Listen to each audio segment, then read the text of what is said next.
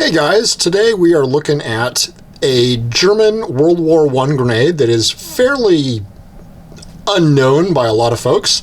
Everyone seems to know your potato mashers and whatnot, but this is actually called the Model 17 egg hand grenade. And in German that translates to something like Eierhandgranate, and I know I'm going to absolutely butcher that word since I do not speak German, but that's what we're looking at today. We've got a stack of them here, and as always, all of our military grenades and whatnot are always inert, so we're not looking at anything live or anything like that.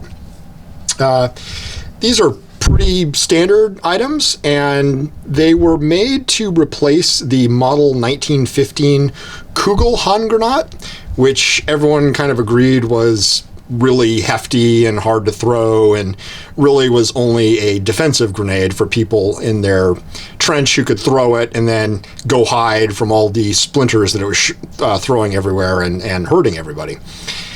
These were made to be thrown a lot farther, and sort of the quoted number I've heard quite a bit is about 40 meters by a trained soldier, which if you can imagine, this is a pretty small grenade. It's not going to fling anything that far at you, so you'd be good to throw this. You could use it both for offensive or defensive purposes.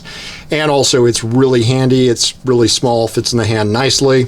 You could carry a lot of these in your pack or in your pockets and be flinging those all the time. You could have a couple of dedicated grenadiers with a whole bunch of those.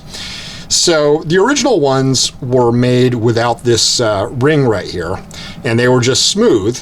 And, you know, obviously in the trenches, in the mud of the trenches, they were kind of hard to handle. And so pretty quickly, the Model 1917 NA, which basically means new model, was made, and they added this gripping ring here.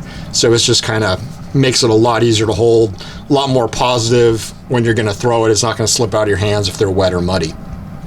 So they were packed with this kind of plug in them, and that's the standard plug for shipping and everything like that. So you know this is a live grenade, but it's not ready to go. It doesn't have your fuse in it. And this is one of the actual plugs, just screws in, not a big deal. Pull it out when you're ready to arm your grenade. Both of these look to me to be probably not dug up necessarily on the battlefield, but they've definitely been out somewhere, and they were probably recovered relatively soon after World War I, not too long after, but you know, they've been out in the elements quite a bit, and they're found grenades from the battlefield. This guy, on the other hand, looks to be pretty original without a lot of the wear and everything. You've got your original paint job, and it's got the fuse in it, and this is what they look like when they're ready to go. And to get it ready to go, you just pull that, and that ignites your friction, which goes down into it and will detonate. And again, that's the same fuse that you would be used on the Kugelgranate, so there was standardization there at least. And I believe you had about a 5-second delay. I could be wrong on that, but about 5 seconds to get rid of this thing.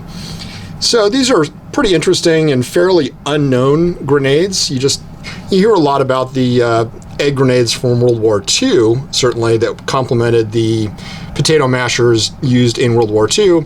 But this is an interesting German variant that was sort of the precursor to that and used in World War I. And obviously manufacture stopped in 1918 when Germany surrendered, so remaining stocks were used up and sort of disappeared and really not made after that. I hope you've enjoyed taking a look at this video and a few examples of this interesting grenade. We'll be doing some on the German M39 World War II stick grenade shortly. So if you like what you're seeing, like and subscribe, and I look forward to doing more for you.